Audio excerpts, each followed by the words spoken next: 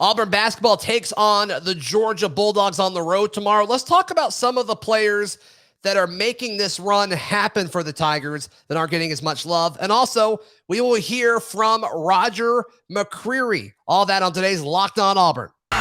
You are Locked On Auburn, your daily podcast on the Auburn Tigers. Part of the Locked On Podcast Network, your team every day. Yes, welcome on into Locked On Auburn, your daily Auburn Tigers podcast. I'm your host, Zac Blackerby. Thank you so much for making Locked On Auburn your first listen every single day. It is a Ferg Friday as Justin Ferguson with the Auburn Observer joins us as he does every week at this time. And thank goodness it's time for more basketball, Jay Ferg, as we go into the weekend. Not a good Georgia team, but still, I guess a road game in conference is always something you got to have it on your radar. For sure. And one of the things from this first matchup that Bruce Pearl pointed out is that Kendo, the top scorer in the league right now for Georgia, in league play for Georgia, was not part of the first matchup. And so this is a guy who gets downhill, likes to draw contact, is going to challenge Auburn. What is the strength of this Auburn team, which is their ability to protect the rim. But yeah, I mean, this is a solid offense. It's a wretched defense. It's one of the worst defenses I've ever seen in major college basketball. We saw that in the first matchup. But they've got some dudes who can score. They got some dudes who can get to the basket and string things together. They get to the free throw line a lot. You are playing away from home, so if this game gets into kind of like bumper car territory, you got to worry a little bit because just Georgia gets to the line and hits pretty good there. But that's kind of really it for their strengths. They beat Alabama because at home because Alabama turned the ball over a ton in that game. Right. Auburn, to their credit, has been one of the better teams in major college basketball this season at taking care of the basketball and not turning the ball over. So play a clean game and avoid just getting in like deep foul trouble away from home. You should be more than fine in this rematch. I mean, Auburn's ability to take care of the basketball as of late, and Zac Jasper is a huge part of this. Yeah. But he has going into there was a minute or two left in the first half against Bama, and they had one turnover. Yep. It's crazy. With how quick that game was moving too. That is crazy. Well, we've seen a number of times this season where Zep has had 0 turnovers all game. There was the stat that Rothstein tweeted out. I think it was just before we started recording this. Yeah. It's Zep Jasper is averaging a turnover every 29.9 minutes that he's on the floor, which is it's dumb for him. His assist turnover ratio is 3.12, which is 98th percentile in the country. He's incredible. But on top of that, we have seen Wendell Green Jr. do a better job of taking care of the basketball recently. I mean, it was up until late in that game against Alabama. He didn't have a turnover as well. And he's such a good assist man, and he creates and he does so many creative things with the ball in his hand. You're going to naturally get some more turnovers out of it, but he's done a much better job of taking care of that basketball.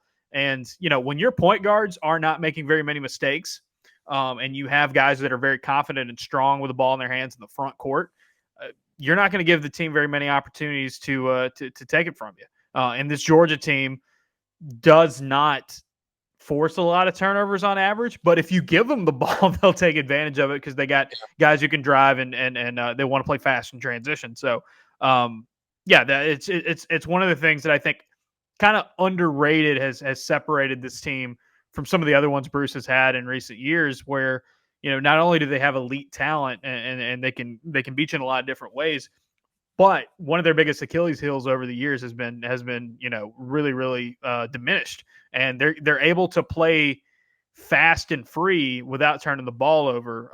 Because it had been in a while. You either lived with that Final Four team, the run and gun style that it was going to naturally cause some more turnover opportunities, or you were going to play that 2020 team where they worked the ball a little bit more. Wiley, Dowdy, they didn't shoot for Coro, didn't shoot from the outside nearly as much. This team's kind of combining the best of both strategies. They can fly and they can grind you down, and they're going to do that without making a ton of mistakes. Yeah. I want to circle back to the nod you gave to Wendell for a second, just because I think it's so important what you just said, because when he comes into the game, the game speeds up just because that's who he is. And that's why Bruce Pearl brought him in here, was because he's so good when the game speeds up. And the fact that he has gotten better at taking care of the basketball speaks wonders, because I think back to like early in the game against Kentucky, Auburn was not taking care of the basketball at all. And No, Zep was like the only guy. I was like, okay, Zep just needs to take it down the floor until everybody calms down a little bit. But now I think if other guys were in that situation, I'd feel significantly better about it. Oh, for sure. For sure. I think Wendell has done a good job of tightening that up. And yeah, it's one of the values that you get. So a lot of people have been talking about it, and there's merit. There's merit to the argument. Do you still keep starting Zep Jasper over Wendell Green Jr.? Wendell Green has been your best guard in SEC play. But what you get out of Zep early in the game is this: elite defense right off the bat. And he doesn't make a ton of mistakes. He doesn't turn the ball over, like we said, very, very often. And that just gets you into the flow of the game. You start really well on that end of the floor. And then when you put Wendell Green Jr. into the game, that's when the other team's starting to rotate their guys in as well. So not only are you helping your own bench unit, which is doing well enough on its own, but you're also attacking their bench unit with your most creative and your most explosive offensive weapon in the backcourt. And then, I mean, by the end of the game, he's out there, he's finishing things, he's playing more minutes than Zep is. And so ultimately he is the point guard number one. He's just not starting the game because I think Bruce and Auburn have relied on their depth so much to make this strategic decision to say, okay, Zep, set the tone. Wendell, light him up like that. And I think that's a really good balance to have. And if both dudes are bought into it, which I mean, at this point in the year, you definitely think they are, ride that as long as it'll go. Yeah. And then Katie Johnson's in the middle, like doing both of those things. Right. Yeah. And KD's the guy who has been the minutes getter on this team because, of all the depth this team has, especially with Leor Berman out right now, you don't really have another two. You can play Zep at the two with Wendell and but that's going to put more on KD to play heavy minutes. Like if there's one thing that you could just drop into this basketball team right now, I think is like if they had a two that they could just spell KD with a little bit more often, that probably makes them deeper. But why do you think Devin isn't getting any of that? Well, Devin's getting it some, but Devin is also Devin Cambridge is having to play whatever minutes Alan Flanagan's not on the floor because you don't have. I mean, you have Chris Moore, and it's like it's one of those things where you want to give these guys heavy minutes, and so when you pull back a little bit, a guy like Cambridge can kind of bounce a little bit. And they've had some lineups they've played recently where Devin and Allen are on the floor maybe a couple minutes at a time, and they look really good. Sure. I think. But yeah, it's just that one thing with Leor. Like you don't have a guy right now that has like the Leor. Like you're going to come in the game, you're going to do 3 or 4 minutes to just put some shots up. Hang in there on defense. So that just adds more work of a workload to KD. As Allen gets more and more minutes, takes away Devin's opportunities, which takes away Chris's opportunities. It all kind of flows from there. But man, I think Devin's been playing just really, really good basketball recently. Just doing the simple stuff. Absolutely. Yeah, I want to talk about Devin more in just a moment. Hey, BetOnline has you covered with more props, odds, and lines than ever before as Super Bowl Sunday is coming up.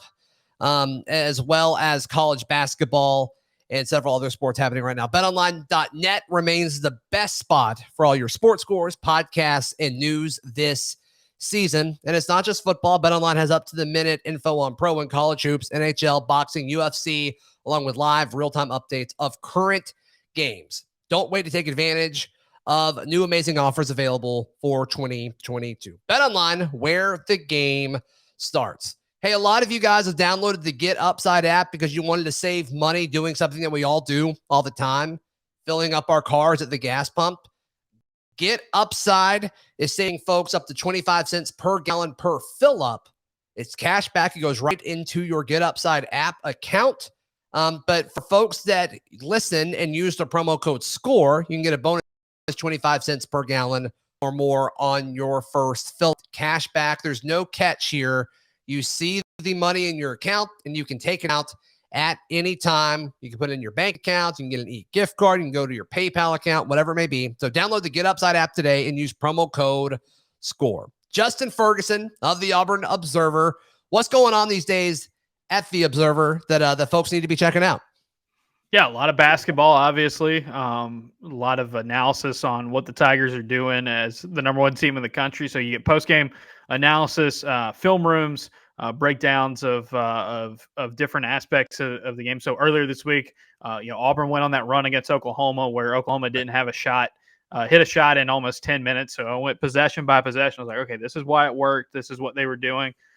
Stuff like that. Deep dives into that. Mailbag out today, pretty big one on a lot of basketball stuff and a little bit of football as well. I'll be in Athens over the weekend for the game, so we'll have coverage of that podcast as well. So AuburnObserver.com, $6 a month or $60 a year. You get a newsletter or a podcast pretty much every day of the week. Absolutely. Worth every penny, folks. Be sure to check all of that out. But yeah, circling back to Devin, when he first got to Auburn, I expected him to develop into a shooter. And he obviously still is a shooter, but his game is developed in much more of a like do the dirty work kind of role right now. Yeah. And if you would have told me that 2 years ago, I would not have believed you. He has turned kind of into the Malik Dunbar of this team, and they play kind of very similar roles in the fact that there are few people when Devin Cambridge steps on the floor, there are a few people that are going to be out there with him that are as athletic as he is. This guy jumps out of the gym. He is very quick. He's a strong rebounder as well. And like the first couple of seasons, he was kind of a gunner and could have used more development on his defensive side of the game. And then this year, with the way Auburn was developing its roster, he was going to take a kind of a step back in his role, but he embraced it and he accepted it and got better at the things that Auburn wanted him to get better at, which was rebounding and defense. If you rebound like he does, and he rebounds like a crazy man on the offensive glass very often, he's a great defender. He's gotten a lot better as a wing defender. And on top of that, he'll just hit open shots and catch those backside lobs, run out in transition, put pressure. When he's on the floor, the other team's got to be aware of where he is at all times because he might sneak back and dunk it over you, or in transition, he's going to be just faster than you and getting down the floor. It's a really, it takes a lot of humility, but it also takes a guy that just really wants to win to be able to embrace that role. Devin Cambridge could go be a guy who plays 30 minutes a night at a lot of schools, a lot of really good schools as well. But he's at Auburn playing a limited minutes in a smaller role. And man, there have been quite a few games this season where you look up at the end of the game and kind of like Zep, it's like, or Jalen Williams is like this as well. It's like, well, he didn't do a ton in terms of the box score, but man, his plus minus is really, really strong. Or man, there's no way they go on that run or do as well as they do coming off the bench in the rotations without him. So he's one of those unsung heroes for this team. And he's also like Zep does all the dirty. He's got a lot of that to his game as well. And like, aren't guys that necessarily going to pop in the stat sheet or the highlight reel a ton.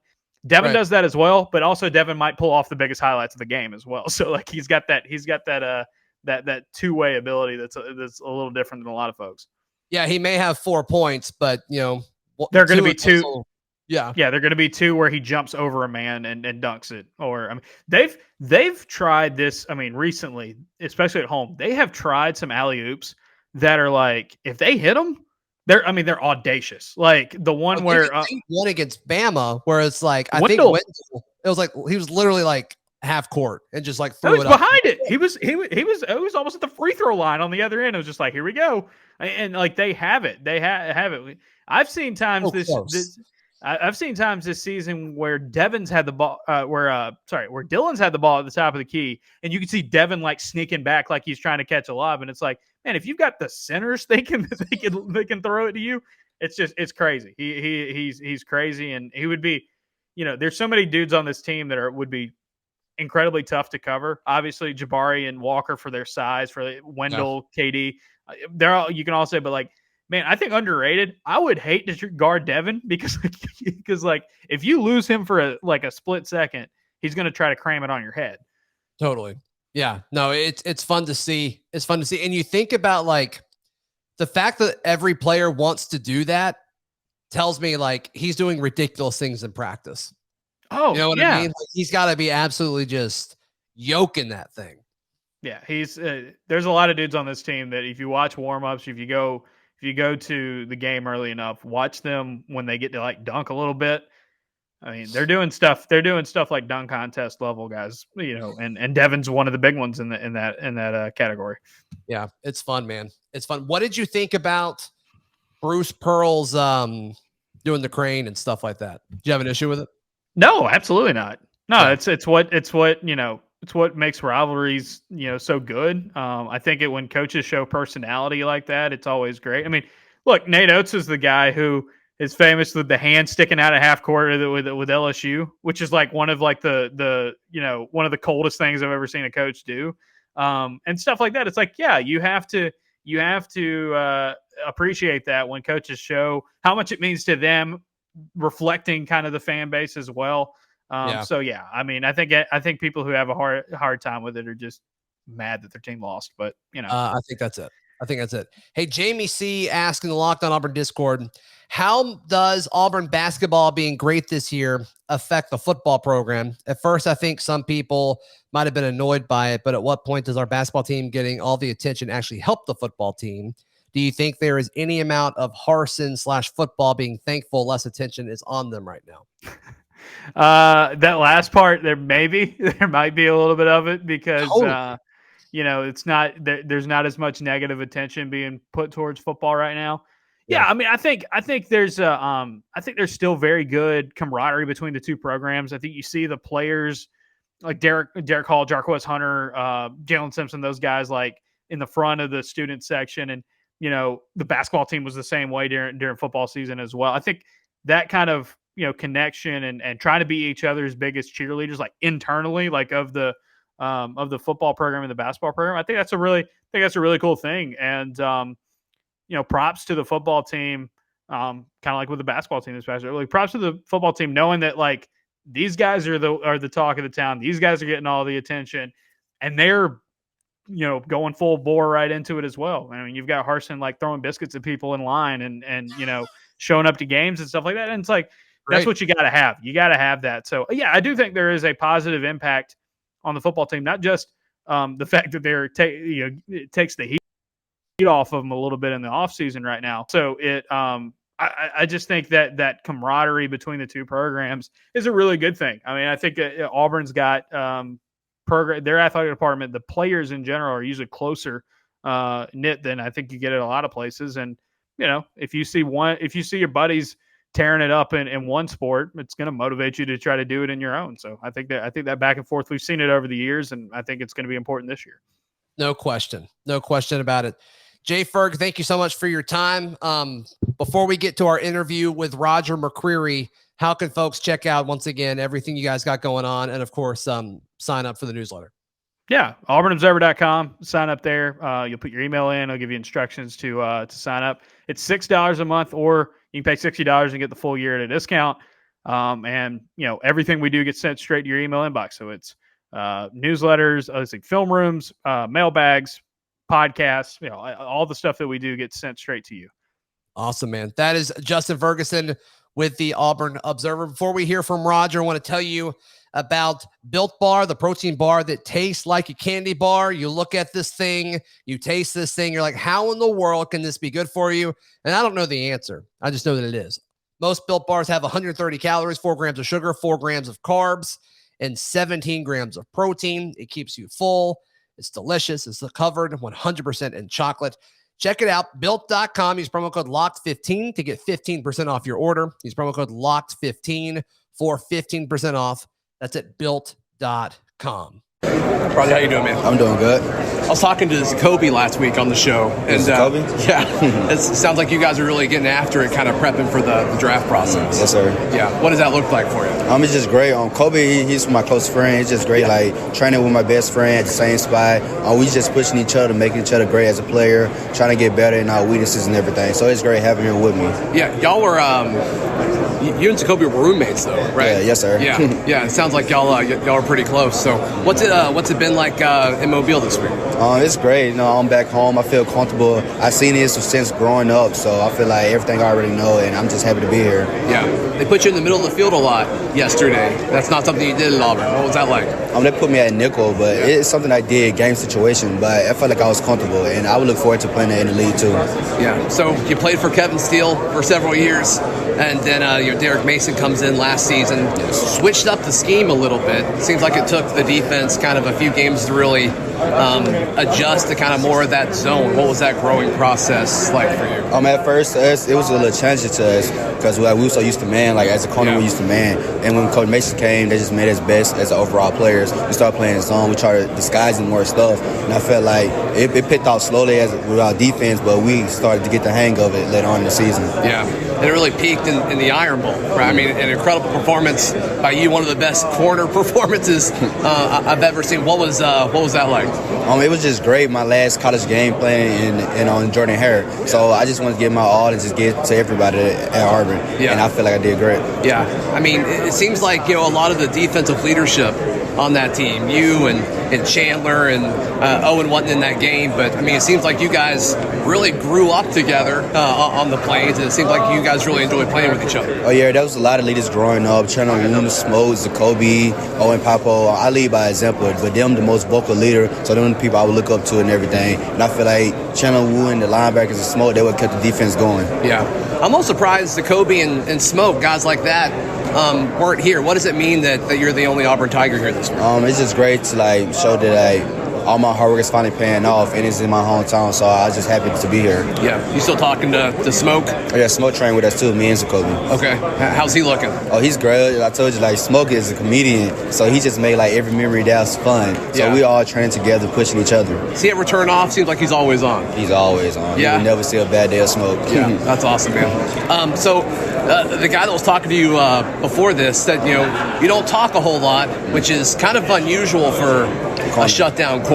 Why do you think that is? Oh, because I'm the type of person who likes to remain humble. I don't get overhead of myself when I make a good play. When I make a good play, I'm on to the next play. Yeah. So with that, I said I just stay level. And growing up, I never taught that much really. I like to be quiet and observe people, and that was the type of person I was. And that's how I play. Yeah, that's cool, man. It came out a little bit though in the Iron Bowl. Oh yeah, I know. Iron Bowl a little bit. Yeah, that was my last game. I had to talk a little trash because that was a part of my game plan, to talk trash too. Yeah. Was that the best environment that you've seen Jordan Hare? I mean, that was a pretty crazy game. I wouldn't say that. I would say that was the best. No, which one was? I say 2019 Iron Bowl, the Ole Miss game, that last season. Yeah. Close to Halloween, that was loud too. Yeah, that was fun. But Jordan Hare been loud plenty of time though. Right. That was one of the craziest Iron Bowls we've ever seen, which is saying something because it seems like every time the Iron Bowl's played in Jordan Hare, something weird happens. But you've played in a fair share of them. Which one stood out to you the most, you think? On the Iron, I'll say that stood out to me the most. Really? Just because of the defensive performance? Yes, sir. Yeah, that makes sense, man. Thank you so much to Roger McCreary. It was fun chatting with him for a few minutes down there in Mobile. And, of course, thank you to Justin Ferguson with the Auburn Observer. Folks have been asking me for more basketball content. If you want basketball content, Jay Ferg and Painter are where you need to go. I'm just telling you. They're the best in the biz. There's no question about it. So we'll be back on Monday. Could be an interesting weekend. We'll recap it all right here on Locked On Auburn.